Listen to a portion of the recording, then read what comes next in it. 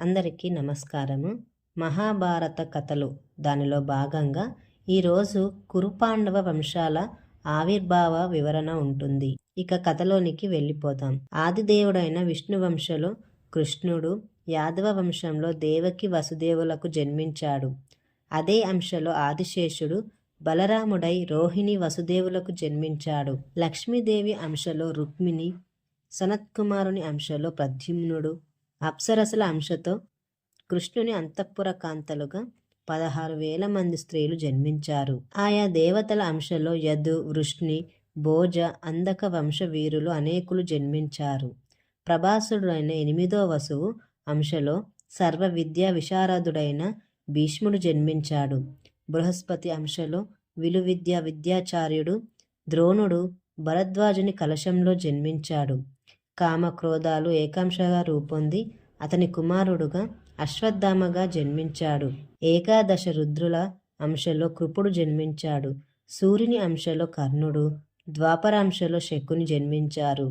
అరిష్టపుత్రుడైన హంసుడనే గంధర్వుడు ధృతరాష్ట్రుడై జన్మించాడు. మతి అనే దేవత గాంధారిగా జన్మించింది. ఆ ఇద్దరికి కలి అంశలో దుర్యోధనుడు, పౌలస్త్య సోదరవర్గం దుర్యోధునికి దుశ్శాసనాది సోదరులై జన్మించారు. హిరణ్యకశపుడు శిశుపాలుడై జన్మించాడు.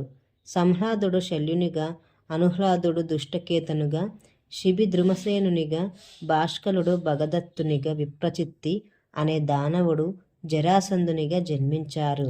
ఆయశ్మిరుడు, అశ్వశీర్షుడు, అయంశకుడు, గగనమూర్ధుడు, వేగవంతుడు అనే 5 దానవులు కేకయ రాజులుగా జన్మించారు. కేతుమంతుడు అమితౌజునిగా, స్వర్భాగునుడు ఉగ్రసేనునిగా, జంబుడు విశోకునిగా, అశ్వపతి కృతవర్మగా, వృషపర్వుడు దీర్ఘప్రజ్ఞునిగా, అజరుడు మల్లునిగా, అశ్వగ్రీవుడు రోచమానునిగా, సూక్ష్ముడు బ్రహ్మద్రతునిగా, తుహుడు సేనాబిందునిగా, ఏకచక్రకుడు ప్రతిబిందునిగా, విరూపాక్షుడు చిత్రవర్మగా, హరుడు నరిహరుడు సుబాహుబాహుకులై జన్మించారు.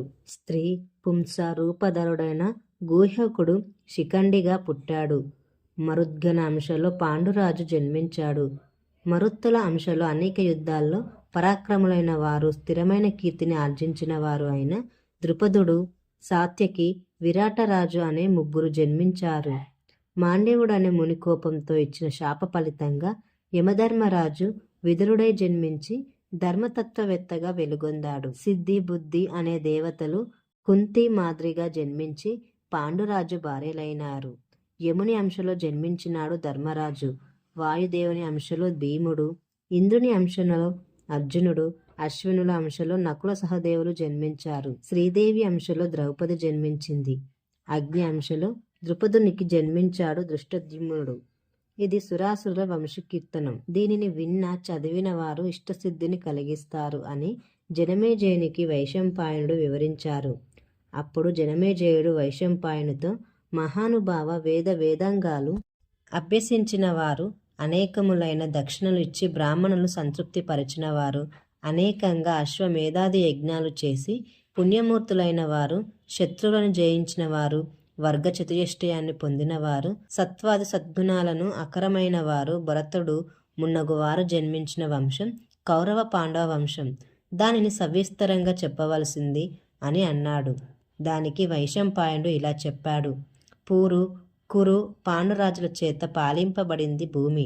అందువలన పౌరవ, కౌరవ, పాండవ వంశాల పేర్లు జగత్ప్రసిద్ధమైనాయి. అది ఎలాగంటే, మొట్టమొదట దక్షపుత్రిక అయిన అదితికి కశ్యపునకు వివస్వంతుడు జన్మించాడు. అతనికి వైవస్వతుడైన మనువు, యముడు, శనిచ్చకారుడు, యమున, తపతి జన్మించారు. వైవస్వత మనువు వలన బ్రాహ్మణ క్షత్రియ వంశశూద్రులైన మానవులు పుట్టారు. అంతేగాక వేనరాజు మొదలైన 50 మంది పుట్టారు. ఆ విధంగా పుట్టి పరస్పరం యుద్ధాలు చేసి చెల్లిపోయారు. ఆయనకు ఇలా అనే కుమార్తె జన్మించింది. ఆమె భర్త సోమపుత్రుడైన బుధుడు. వారిరువురికి పురూరవుడు పుట్టి చక్రవర్తి అయినాడు. అతడు 13 ద్వీపాలను జయించాడు. కానైతే ఏం లాభం? మదాంధుడై లోభంతో విప్రుల ధనాన్ని అపహరించాడు. ఈ అన్యాయాన్ని ఆపడానికి బ్రహ్మచేత నియుక్తుడైనాడు సనత్కుమారుడు అనేక మునిగణాలను వెంటబెట్టుకొని బ్రహ్మలోకం నుండి వచ్చాడు. పురూరవుడు వారికి దర్శనమివ్వకపోగా అవమానించాడు. దాంతో ఉన్మత్తుడవు కమ్మని శపించాడు. అంతటా ఆయన గంధర్వలోకంలో ఊర్వశితో ఉండేవాడు. ఫలితంగా ఆయువు ధీమంతుడు, అమావసువు, దుడాయువు, అనాయువు, శతాయువు అనే 6 కుమారులు జన్మించారు. వీరిలో ఆయువుకు స్వర్భానవి యందు నహూష, వృద్ధకర్మ, రజి, గయ అనేననులు 5 జన్మించారు. అందులో నహూషుడు పట్టాభిషిక్తుడై తన పరాక్రమంతో చతురంబోధిపరితమైన భూవలయనంతటినీ పాలించాడు. 100 యజ్ఞాలు చేసి దేవేంద్ర పదవిని పొందాడు. ఆ నహూషునికి ప్రియంవద వలన యతి, యయాతి, సంయాతి, అయాతి, అయతి, ధ్రువులనే 6 కుమారులు జన్మించారు. వారిలో యయాతి రాజై అనేక యాగాలు చేశాడు. శుక్రుని కుమార్తె దేవయాని వలన యదు, దుర్వసులనే వారిని, వృషపర్వుని కుమార్తె శర్మిష్ఠ వలన ద్రుహువు, అనువు, పురులనే 3 కుమారులు పొందాడు. మామయ్య అయిన శుక్రుని శాపవశం చేత ముసలివాడైనాడు. కొడుకుల్ని పిలిచి, అబ్బాయిలు, నాకింక విషయవాంఛ తీరలేదు కనుక మీలో ఎవరు నా ముసలితనం గ్రహించి మీ యవ్వనం నాకిస్తారో వారికి నా తదనంతరం రాజ్యమిస్తాను అన్నాడు. యదువు మొదలైన 4 మిన్నకున్నారు. పూరుడు దానికి అంగీకరించాడు అని వివరించాడు వైశంపాయనుడు. అప్పుడు జనమేజయుడు, మహానుభావ, ఇదెలా జరిగింది? వర్ణ ధర్మాలను సక్రమంగా పాలించిన యయాతి బ్రాహ్మణపుత్రి అయిన దేవయానిని ఎలా వివాహం చేసుకున్నాడు? శుక్రుడు యయాతికి శాపమెందుకిచ్చాడు? నా వంశకరుడైన యయాతి చరిత్ర వివరంగా వినాలని ఉంది, చెప్పమన్నాడు. దానికి వైశంపాయనుడు ఇలా చెప్పాడు. దీనికి అనుసంధానంగా యయాతి చరిత్ర ఉంటుంది. ఈ కథ కనుక మీకు నచ్చినట్లయితే లైక్ చేయండి మరియు నా ఛానల్ని సబ్స్క్రైబ్ చేసుకోండి.